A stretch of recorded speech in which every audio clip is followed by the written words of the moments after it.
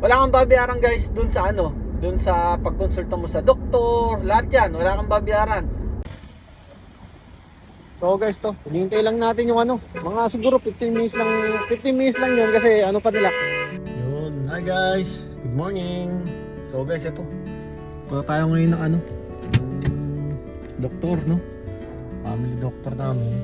Gawa nga ng ano guys, at paubos na yung ano natin, yung gamot natin. May natitira pa naman, kaso nga lang ayoko ng ano guys ayoko nung yung nasisiro ba. Kaya bago pa maubos, ito, magre-refill na tayo.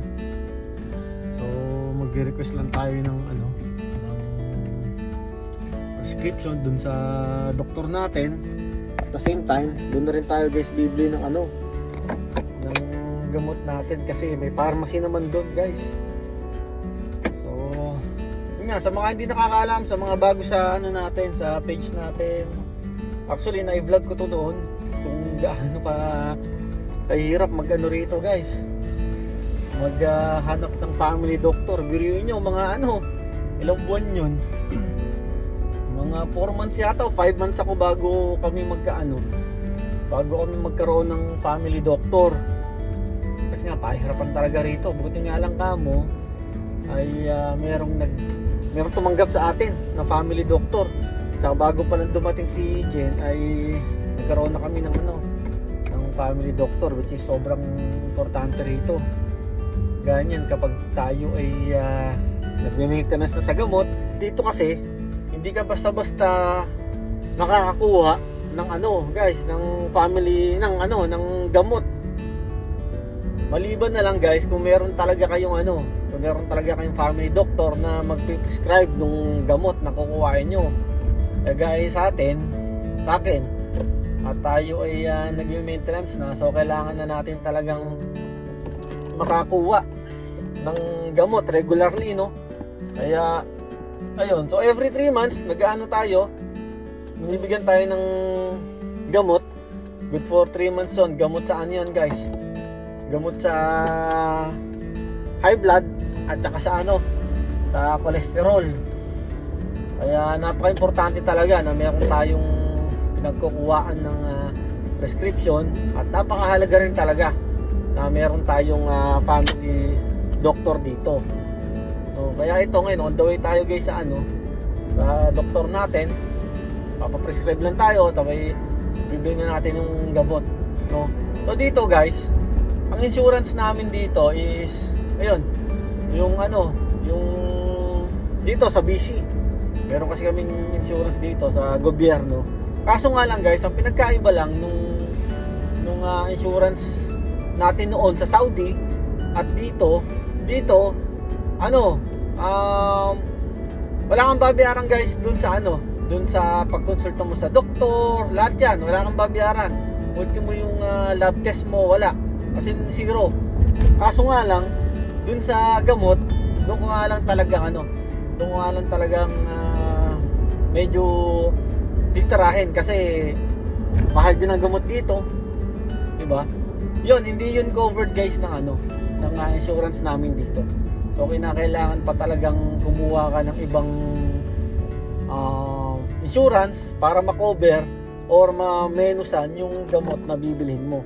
So normally ang gamot ko for 3 months ano, siguro gumagastos din ako ng mga $70 to $80. So good for ano niyon, good for 3 months ng gamot yon guys. Okay na rin kaysa naman sa wala, di ba? Tsaka syempre kailangan natin. Hindi guys sa Saudi kasi yun, may insurance kami dun sa company rin namin, which is may discount din dun sa ospital, sa ano, sa mga doktor, may discount dun, pati na rin dun sa gamot, no? Like yung pinasukan ko dati dun sa ospital, yun talagang sobrang laking tipid ko doon kasi nga siyempre bukod sa may discount ka na doon sa ano, sa gamot, discount ka na rin doon sa doktor. Dati sa ospital pa akong tatrabaho, kaya talagang anytime hanggang kung gusto mo na gamot, bibigyan ka nasa sa murang halaga, di ba? O yun lang yung yun lang yung pinagkaiba na dito kinakailangan pang kumuha ng ibang insurance para dun sa gamot mo sa Digaya Saudi, na yun, lahat na yun guys, lahat na covered na ng insurance, no? Kaya ito pang medyo na kasi tayo guys, medyo tumatanda na tayo, kaya talagang kailangan na nating mag maintenance. Tsaka na rin guys, sa lahi na rin kasi talaga namin, high blood, taas ang cholesterol. Naman tayo guys, regularly naman tayong nag-exercise, nakikita nyo naman, nag-gym tayo, ganun. Kaso nga lang, talagang minsan kasi sa mga kinakain din natin no? Alam nyo naman, napakasarap kumain, di ba? Pero pa rin naman guys, kumbaga mini-maintain pa rin naman natin yung pagkain natin, lalo ng mga baboy, baka, gano'n. Kaya ito, yun guys, ito malapit-lapit na rin tayo. So di tayo guys sa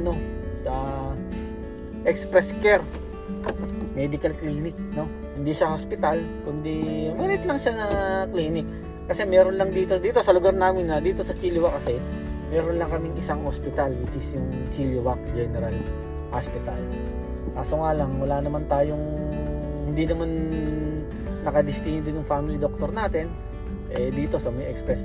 Tapos kapag guys, kapag sa mga laboratory ganyan, hingi ka rin dun sa doktor mo ng ng parang letter yun letter na magpapa-lab test ka. Hindi sa kanila hindi dun sa mismong clinic na pumunta natin kundi dun sa ibang naman yun, kundi dun sa ibang clinic, no? Kaya ito, actually appointment natin, by the way, appointment yun, kailangan talaga yun dito guys, appointment, no? Hindi ka basta-basta pwedeng mag-walk-in at pumasok ka dun mismo sa loob ng clinic. Hindi ka tatanggapin dito, kaya kailangan mo magpa-appointment muna. Pero ang maganda naman dito guys sa clinic ko na to, clinic namin, ay pag tumawag ka kunwari ng umaga, kasi kanina lang ako tumawag ngayon lang, kanina umaga, yun, in-accept naman talaga tayo kasi nga syempre siya naman yung family doctor natin, kaya okay lang at makakapasok agad tayo. So guys, manobra lang natin at buti wala gaanong pasyente.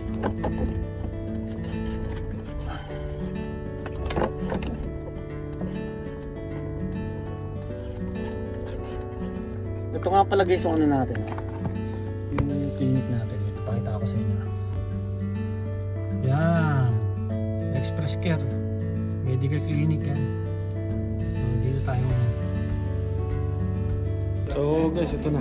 Na tayo, kakuha na tayo ng prescription. Pero ang kukuha lang natin itong Olmesartan, tapos itong Amlopidine kasi meron pa tayo So guys, hintay lang natin yung mga siguro 15 minutes lang yun kasi pa nila, kasi yung pa nila guys yung yung gamot natin, no? Yun. So yun nga, nung gamot natin guys, so siguro gagasta kayo rito ng mga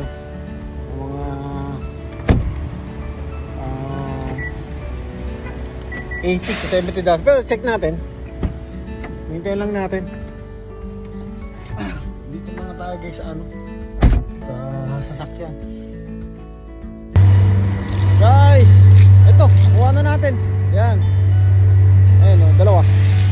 Wala na to, yung pang high blood tsaka guys, cholesterol. Bali yun nga, tama na ako ng nasa around 7. Magas natin ngayon 72 lahat na yan. Okay lang, di ba? Good for 3 months na siya, no? So yun, kompleto na tayo. Hindi tayo good for 3 months na, no? So guys, yun lang. Basta ito lang mga advice ko, lang guys, ingat-ingat lang din tayo sa mga nakain natin, ganun. Tapos regular na exercise talaga. Tapos proper diet, ganun. Basta alagaan niyo nyo guys, yung sarili nyo, lalong lalo yung kalusugan natin, lalo sa mga gaya natin na medyo nagkakaedad na, no? Kasi syempre yun lang naman talaga ang puhunan natin, ang kalusugan natin. Kasi kung may sakit ka, hindi ka naman talaga makakapagtrabaho, hindi ka naman talaga makakakilos, di ba? Mahirap magkasakit guys, mahirap talaga. Lalo dito sa amin. Well, kahit saan, no? Mahirap magkasakit, no? Bukod sa gastos, alam yun, talagang lagi mo yung iindahin yung mga sakit na yun, no? Kaya as much as possible guys, alagaan natin yung sarili natin, yung kalusugan natin, no? So guys, yun lang. Ingat kayo lahat. God bless you all. Peace out.